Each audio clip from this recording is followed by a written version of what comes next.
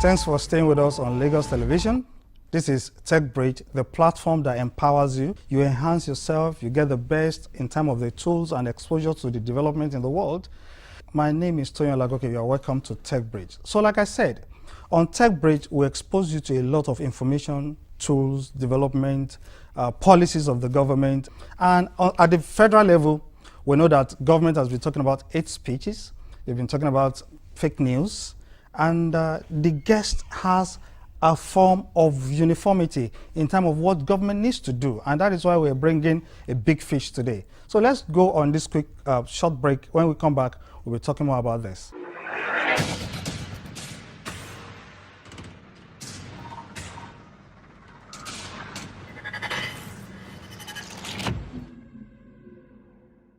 All right, you're welcome back from that short break. Like I told you when we were going on the break, that today we'll be talking about National Digital Economy Policy.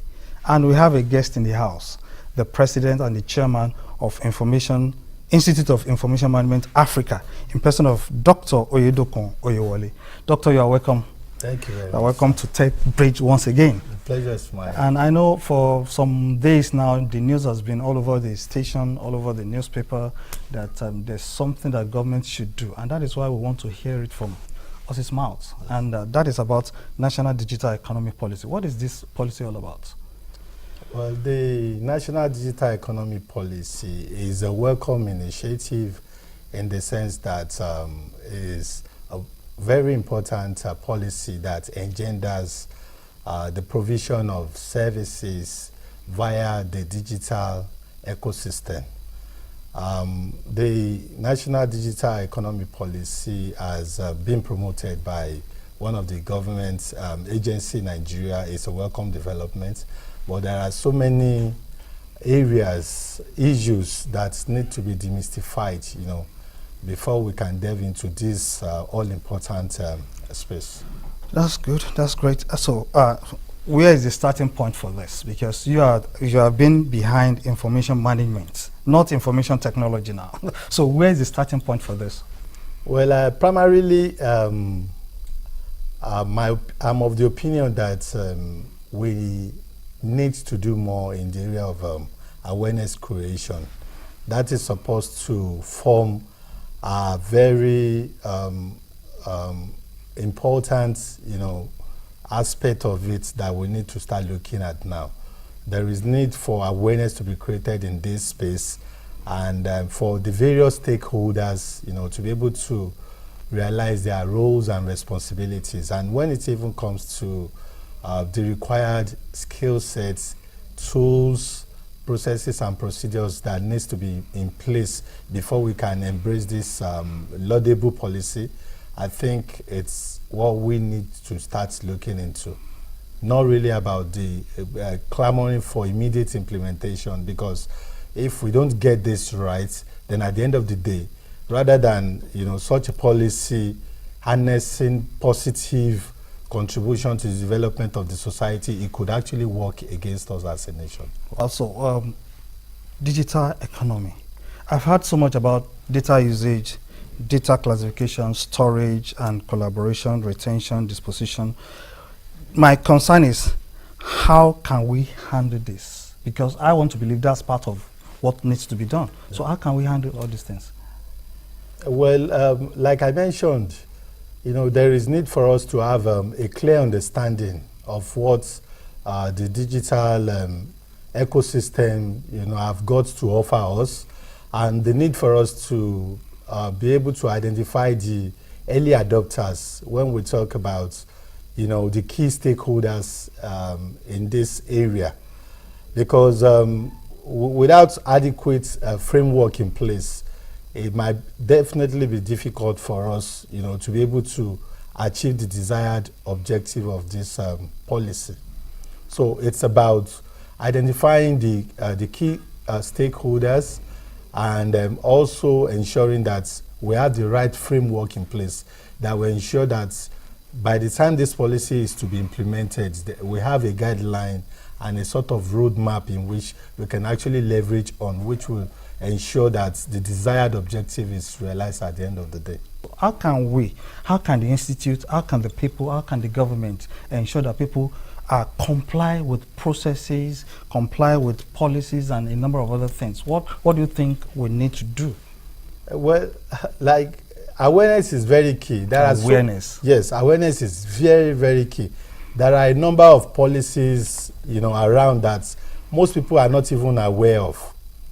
And it's not just being aware of the policies, then there's also need for us to ensure that, we have the processes in place, we have the procedures, and all of this are being inculcated into the day-to-day activity of individual MDAs, in ensuring that these policies are strictly adhered to.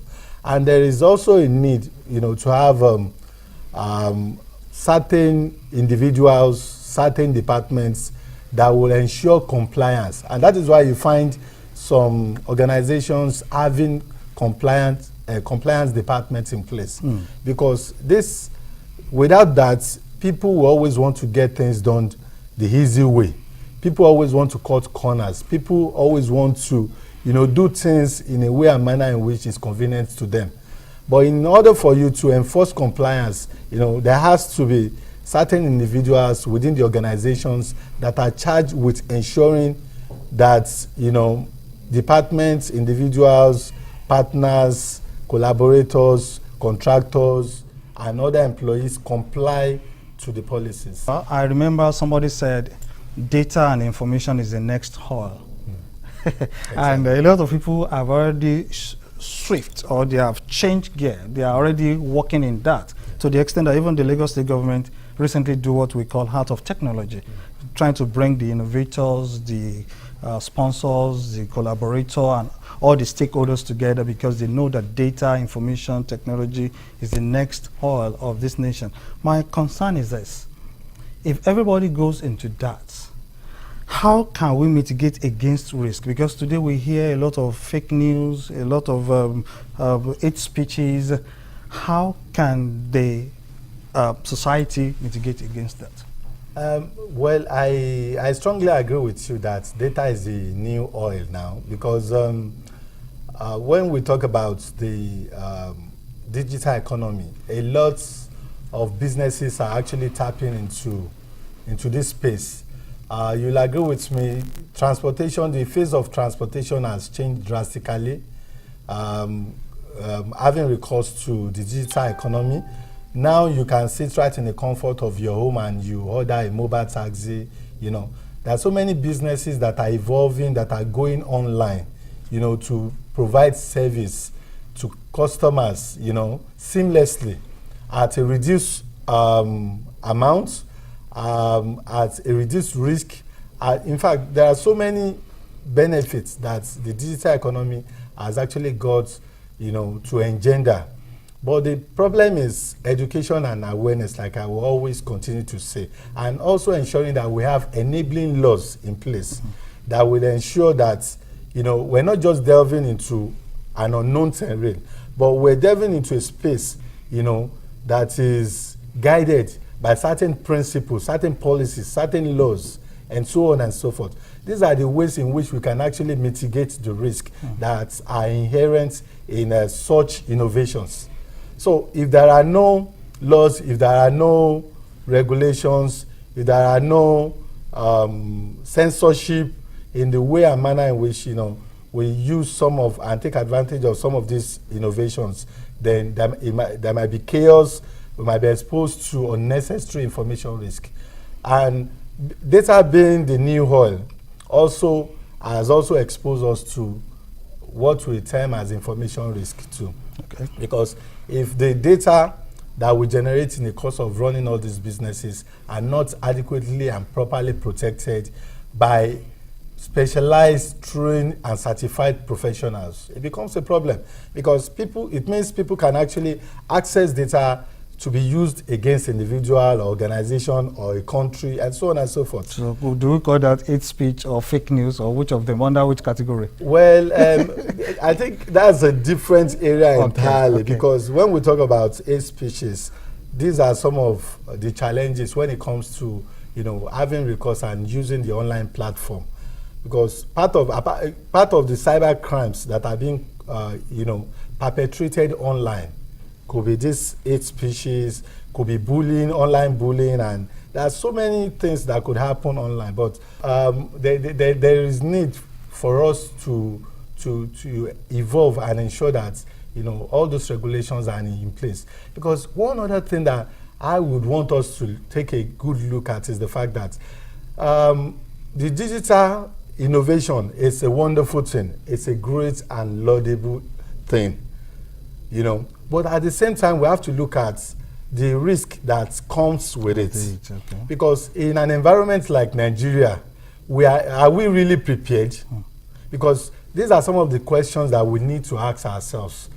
A lot of the MDAs, the ministry, departments, and agencies in government, are they ready? Most of their data and information are still in the physical form, which are papers. And the only way in which government can actually tap into this digital space is by ensuring that all those paper documents are converted into electronic documents. And that is when we can actually tap into this. That is when government can begin to make informed decisions based on the available data that are accurate, data that are complete, data that they can vouch for, data that has sources. It's just like the national budget, for example. Like I always say, Nigerian budget is something that is not based on concrete data. Wow.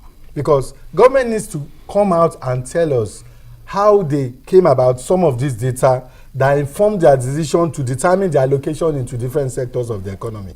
And that is why you find a lot of analysts always, by the time the budget is out, they are always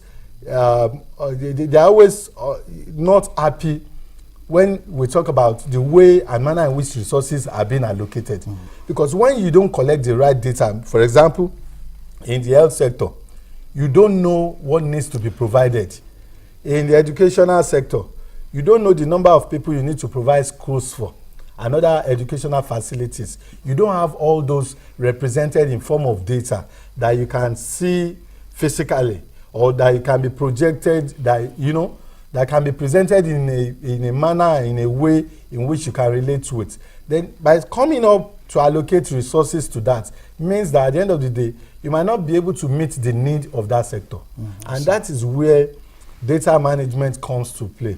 We need to be able to manage our data adequately. We need to ensure that data is collected appropriately, using the right tools and classifying them appropriately, so that we can make decisions that are based on informed, you know, kind of data. Okay, I see. Because I could see that you're talking about correct data, informed decision, appropriate projections, and all these things is as a result of proper data management. Exactly. In another place, they call it data mining, because if you need to know the number of schools to be built, the number of hospitals to be equipped, you have to have accurate data to know the population, to know the male, the female, young, old, and classification of information. Now, my worry here is, recently there is a call for restructuring of Federal Ministry of Information and Culture. I don't know what led to that. Maybe you can help us.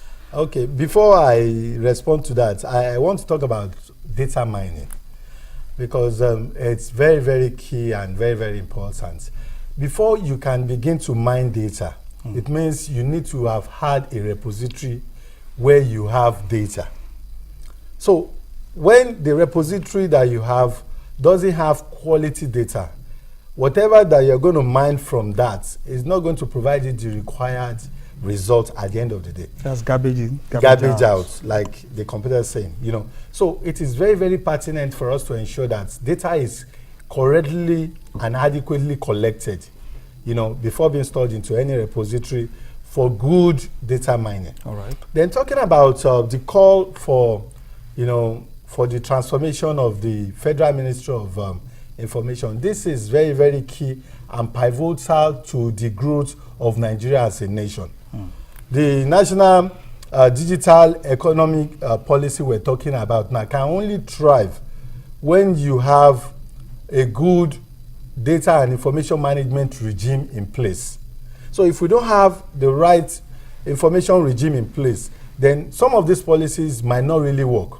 And when you talk about data and information management, it's grossly misconceived in this part of the world. How? Because anytime you mention data management or you mention information management, what comes to most people's mind is that you're talking about information technology.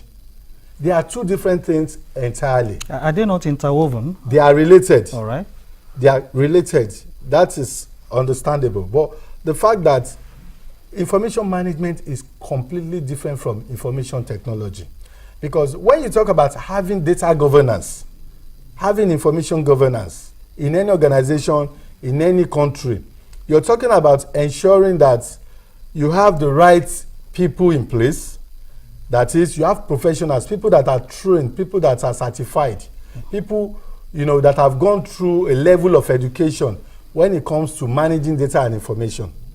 Then once you have that in place, you now talk about the policies, you talk about the processes, you talk about the framework and the roadmap. These people that you have, the qualified people, the professionals that are already in place, would leverage on these policies, on these procedures, on this framework, to get the job done. Because they are experts. They've Exactly. been trained. Exactly. They know what they can turn that data to. Exactly. Okay. Then when you have that in place, that is when you can start thinking about technology. But the reverse is the case in the case of Nigeria. Most times we look out there, what is trending, what is happening, what is common around the globe now. Oh, is digital economy. Oh, we just jump into it, without having a recourse to the fact that there are certain things we need to put in place before we can plug into what is trending. Can those things work pari passu? Can they work hand in hand? Because I could see that you need to train people, you need to have experts, they need to know what to do with the data. But for information technology, which has to do with infrastructure aspects, database, network, and whatsoever, are they not something that can work hand in hand to project us to where we're supposed to be? Well, they working hand in hand I believe in the context you're talking about is to be able to save time for us to be able to get there early enough. Yeah. Yes, it can. It's something that is doable, but the primary thing is for people at the ends of affairs, people in government, people in decision-making positions. They need to understand some of these little things we're talking about. All right. Because no matter how simple it might look, no matter how simple it might be, if they don't have those understanding, it might not work at the end of the day. All right. Because it is having that consciousness, having that understanding, that knowledge. That is what would help us to be able to run some of these things simultaneously. As you're training people, as you're certifying people as to the processes, the technology aspect can also come into play. Right. But the unfortunate thing is that in this climb, we always have that mentality and that mindset that technology is going to come to solve our problem. It's never going to work that way. If the processes are not right, if the procedures are not there, then if you bring in technology into play, then it's going to compound the problem. Wow. The problem will be compounded and will be exposed to more risk. We want to thank you for coming on this Techbridge program, and I want to believe that the decision maker, the policy maker, and the kings and the queens, they are looking at us and they will do the needful, because we need to move ahead as a nation, and we need to get this national digital economy policy right. Thank you, Dr. Oyedokun, for coming on this platform. Thank you so much. We'll go on a short break now, and we'll return to round everything up. Thank you for staying with us.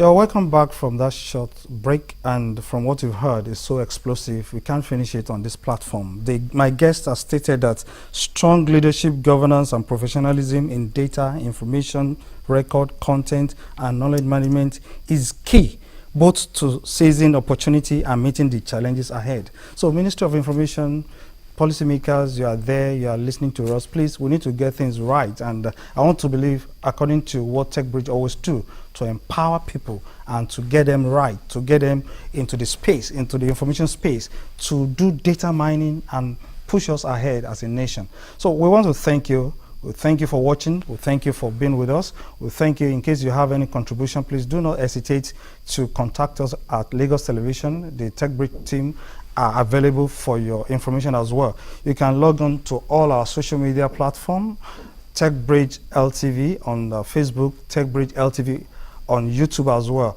And we'll be glad to answer all your questions. Techbridge is a platform that connects you to the future. So we want to get to the future, and that's why we're doing this. And we believe that with time, we will get it right as a nation. Thank you for staying with us. My name is Tony Alagoke. Bye for today.